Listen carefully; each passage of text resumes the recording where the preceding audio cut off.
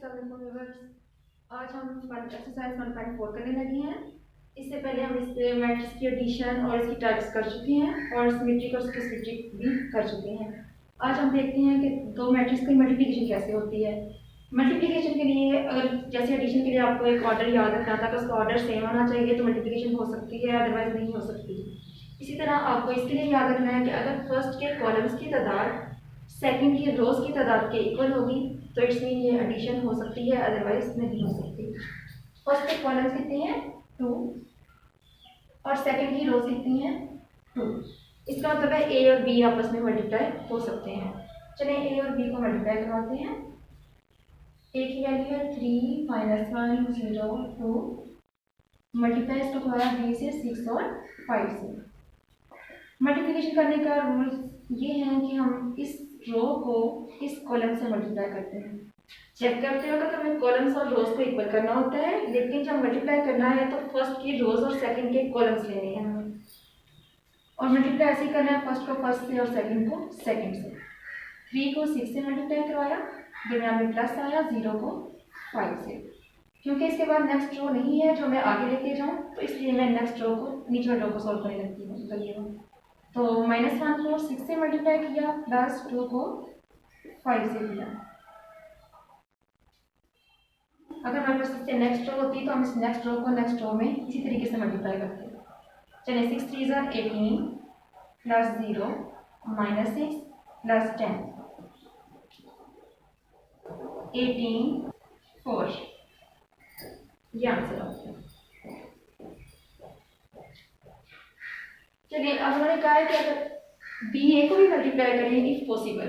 चलिए हम देखते हैं कि मल्टीप्लाई हो सकता है या नहीं। बी ए लिखते हैं, बी की रकम पहले लिखते हैं 6 5 और ए की रकम बाद में लिखते हैं 3 -1 0 और 2। अब हम चेक करते हैं अगर तो इसके कॉलम 1 है और इसके रोज 2 है तो ये मल्टीप्लिकेशन पॉसिबल ही नहीं है। अब ये भी हमने देखा कि इसके कॉलम्स की तादाद इसकी रोज की तादाद के इक्वल होनी चाहिए। यहाँ इसके कॉलम्स की तादाद इसकी रोज के इक्वल नहीं आ रही, तो मल्टीप्लिकेशन इज नॉट पॉसिबल।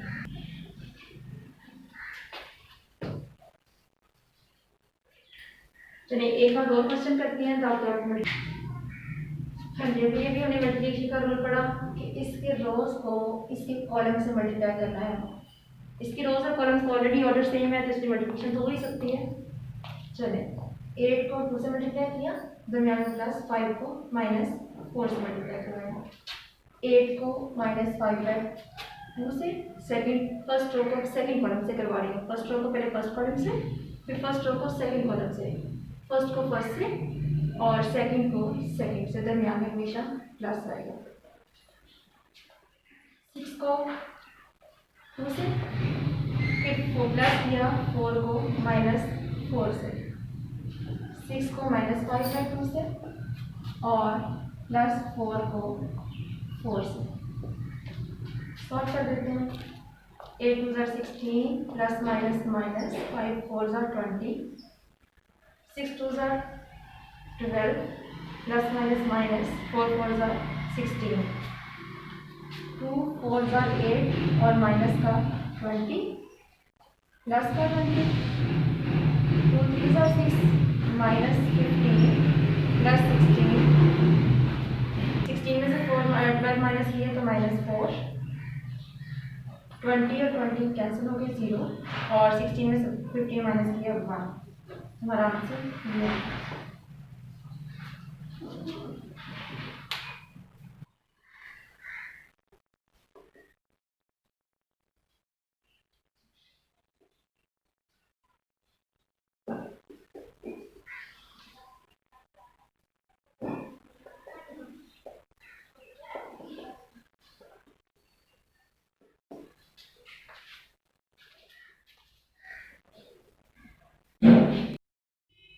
एक क्वेश्चन मजीद इसका करते हैं मल्टीप्लिकेशन का, ताकि हमें मल्टीप्लिकेशन और अच्छी तरह समझ आ जाए।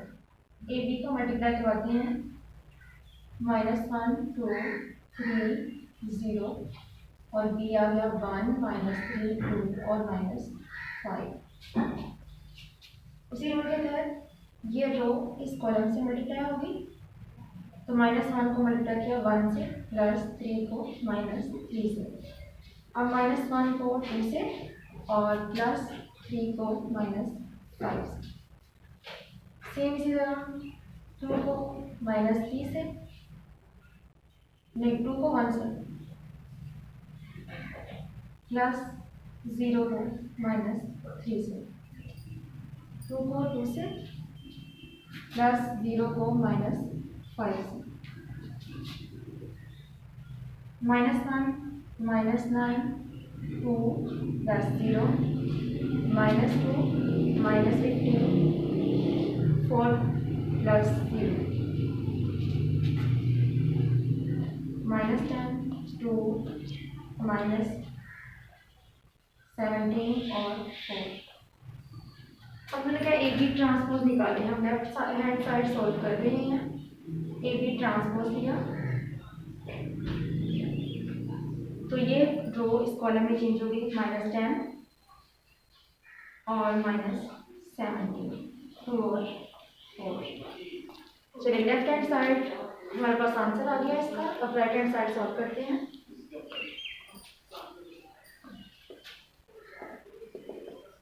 उसमें हमें ए ट्रांसपोज अलग निकालना है। ए ट्रांसपोज लिया हमने, -1 3 2 1 2 -3 -5। हमेशा जब भी हम ए बी का ट्रांसपोज या इनवर्स लेते हैं तो ये रकमें उल्ट जाती हैं, बी पहले आ जाता है और ए बाद में चला जाता है। तो हमने बी ट्रांसपोज ए ट्रांसपोज लिया। बी ट्रांसपोज की वैल्यू 1 -3 2 और -5 और ए ट्रांसपोज की -1 3 2 और 0। इस रो को इस कॉलम से मल्टीप्लाई करवाया, मैं मल्टीप्लाई डायरेक्ट करवा रही हूँ। 1 को 1 से करवाया तो -1 प्लस माइनस माइनस रहेगा, 3 3 9, 1 को 2 से किया 2 और 3 को 0 से करेंगे तो 0, -2 -15 4 +0। मेरे पास आंसर आया -10 2 4 और -17।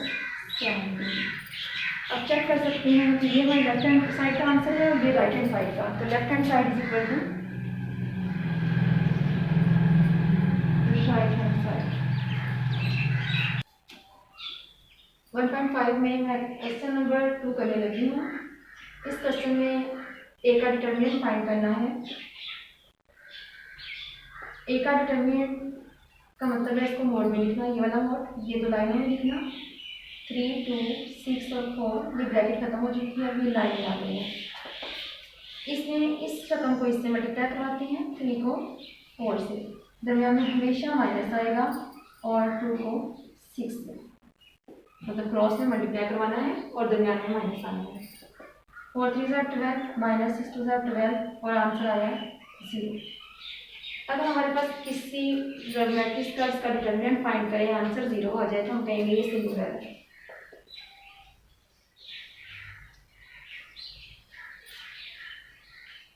सेम हम करते हैं, इसको बी का डिटर्मिनेंट फाइंड करते हैं। 5 -2 -10 4, 5 को 4 से मल्टीप्लाई करवाना, दरमियान में -2 को -10 से मल्टीप्लाई करवाना, 20 माइनस प्लस हो गया, 10 2 20 और आंसर आ गया 0। इसमें ये भी सिंगुलर है। अगर 0 के अलावा कोई भी आंसर आएगा तो सिंगुलर नहीं होगा। चलिए हम एक और मैट्रिक्स देखते हैं ताकि नॉन सिंगुलर की एग्जाम्पल कर सकें।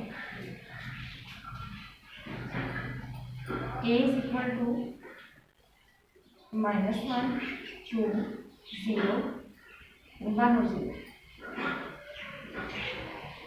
इसका हमने डिटर्मिनेंट किया, -1 2 1 और 0, तो क्या आया, -1 को 0 से मल्टीप्लाई करेंगे, दरमियान में माइनस किया 2 को 1 से,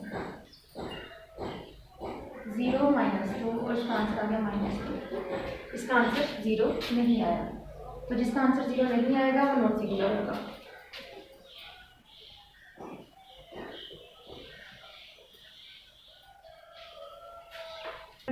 लगी हैं जिसमें मल्टीप्लिकेटिव इनवर्स है। एडिटिव इनवर्स का मतलब होता है 1 और उसमें कोई ऐसी रकम ऐड करना, जैसे कि मैं -1 ऐड करती हूँ तो हमारे पास आंसर इसका 0 है। इसी तरह मल्टीप्लिकेटिव इनवर्स, जैसे कि मैं अगर 5 देती हूँ तो इसको मल्टीप्लाई 1/5 से करूँगी तो उसका आंसर 1 आएगा। तो मल्टीप्लिकेटिव इनवर्स हमें पता है कि 1 होता है और एडिटिव इनवर्स 0 होता है। इसी वजह से इसका 1/a फाइंड करना है, जो कि डिवीजन मैट्रिसेस में वैसे पॉसिबल नहीं है, लेकिन इसका एक फार्मूला है A inverse is equal to adjoint of A over A का डिटर्मिनेंट। हमने A का डिटर्मिनेंट निकाला, अभी भी सीखा है। इस रकम को मोड में लिखना है और क्रॉस मल्टीप्लाई कर देना है, -1 को 0 से और -2 को 3 से। 0 -6 और इसका डिटर्मिनेंट आ गया -6। अब हमें फाइंड करना है अर्जेंट ऑफ A।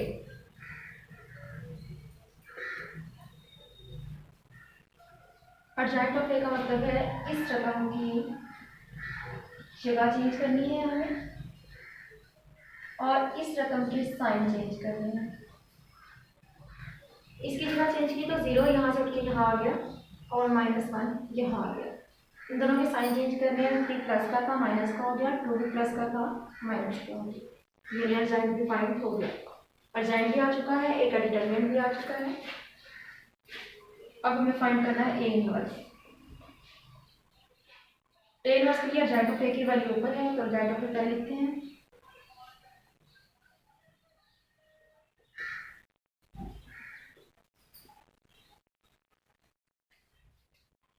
और ओवर A का इनवर्स था, A का डिटर्मिनेंट था। डिटर्मिनेंट फाइंड कर लो, या तो वो -6 आया था तो ओवर 1/-6 लिखते हैं। अब ये 1/6 सबके साथ डिवाइड हो रहा है, 0 के साथ -6 अलग कर देंगे, -3/-6, -2/-6, -1/-6। 0 जो चीज़ कटती है काट दें, 1/3, 1/6 और ये कट के 1/2। ये नहीं, हमारे पास A इनवर्स का आंसर आ गया है। अब ये एक्स्ट्रा मैट्रिक्स फाइंड हुआ है जिसको इससे मल्टीप्लाई करवाएंगे हम। जैसे 5 को 1/5 से करवाया था तो 1 आया था, इसी तरह अगर इसको इससे करवाएंगे तो हमारे पास आइडेंटिटी मैट्रिक्स आएगा। और आइडेंटिटी मैट्रिक्स में हम देख चुके हैं कि डायगोनल मैट्रिक्स 1 1 होता है और बाकी 0 होते हैं। ओके, तो मैं उम्मीद करती हूँ कि आपको इसका इनवर्स लेना आ गया।